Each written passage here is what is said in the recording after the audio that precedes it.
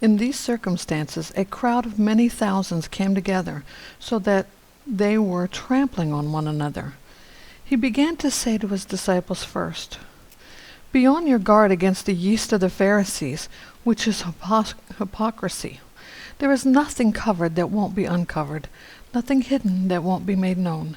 Therefore, whatever you have said in the dark will be heard in the light, and what you have whispered in an ear in private rooms will be proclaimed on the housetops."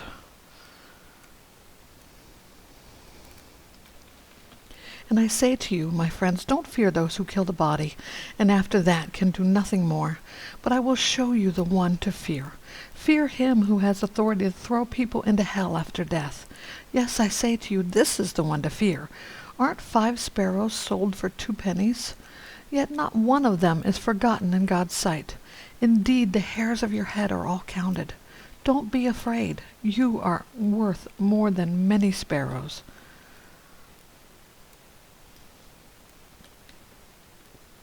And I say to you, anyone who acknowledges me before men, the Son of Man will also acknowledge him before the angels of God. But whoever denies me before men will be denied before the angels of God. Anyone who speaks a word against the Son of Man will be forgiven, but the one who blasphemes against the Holy Spirit will not be forgiven. Whenever they bring you before synagogues and rulers and authorities, don't worry about how you should defend yourselves or what you should say, for the Holy Spirit will teach you at that very hour what must be said.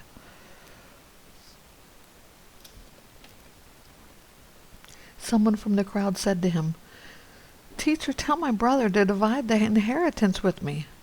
"Friend," he said to him, "who appointed me a judge or arbitrator over you?" He then told them, "Watch out and be on your guard against all greed, because one's life is not in the abundance of his possessions." Then he told them a parable. A rich man's land was very productive. He thought to himself, "What should I do, since I don't have anywhere to store my crops?" "I will do this," he said. "I will tear down my barns and build bigger ones and store all my grain and my goods there. Then I'll say to myself, you have many goods stored up for many years. Take it easy, eat, drink, and enjoy yourself." But God said to him, "You fool, this very night your life is demanded of you, and the things you have prepared, whose will they be?"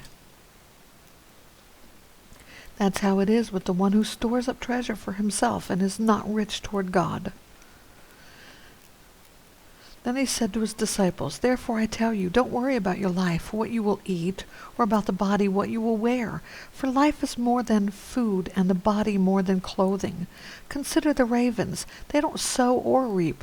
They don't have a storeroom or a barn, yet God feeds them. Aren't you worth much more than the birds? Can any of you add a cubit to his height by worrying? If then you're not able to do even a little thing, why worry about the rest? Consider how the wildflowers grow. They don't labor or spin thread, yet I tell you, not even Solomon in all his splendor was adorned like one of these. If that's how God clothes the grass, which is in the field today and is thrown into the furnace tomorrow, how much more will he do for you, you of little faith? Don't keep striving for what you should eat and what you should drink, and don't be anxious, for the Gentile world eagerly seeks all these things, and your Father knows that you need them. But seek his kingdom, and these things will be provided for you. Don't be afraid, little flock, because your Father delights to give you the kingdom. Sell your possessions and give to the poor. Make money bags for yourselves that don't grow old, and an inexhaustible treasure in heaven, where no thief comes near and no moth destroys. For where your treasure is, there your heart will be also. Be ready for service and have your lamps lit. You must be like people waiting for their master to return from the wedding banquet, so that when he comes and knocks, they can open the door for him at once. Those slaves the master will find alert when he comes will be blessed. I assure you, he will get ready, have them recline at the table, then come and serve them. If he comes in the middle of the night, or even near dawn, and finds them alert, those slaves are blessed. But know this, if the homeowner had known at what hour the thief was coming, he would not have let his house be broken into. You also be ready, because the Son of Man is coming at an hour that you do not expect. Lord, Peter asked, are you telling this parable to us or to everyone? The Lord said, who then is the faithful and sensible manager his master will put in charge of his household servants to give them their allotted food at the proper time?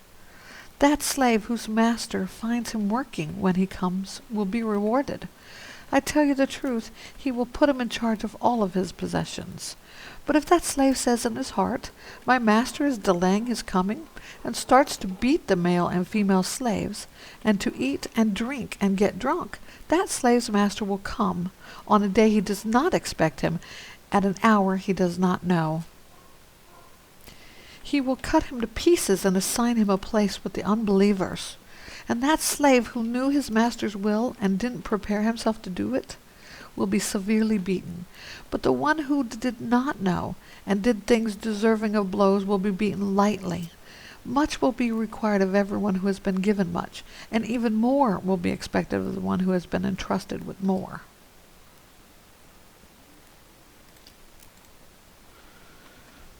I came to bring fire on earth, and how I wish it were already set ablaze, but I have a baptism to be baptized with, and how it consumes me until it is finished.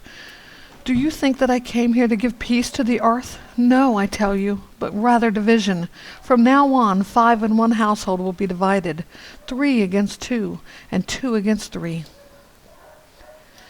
They will be divided, father and son, son against father, mother against daughter, daughter against mother, mother-in-law against her daughter-in-law, and daughter-in-law against her mother-in-law.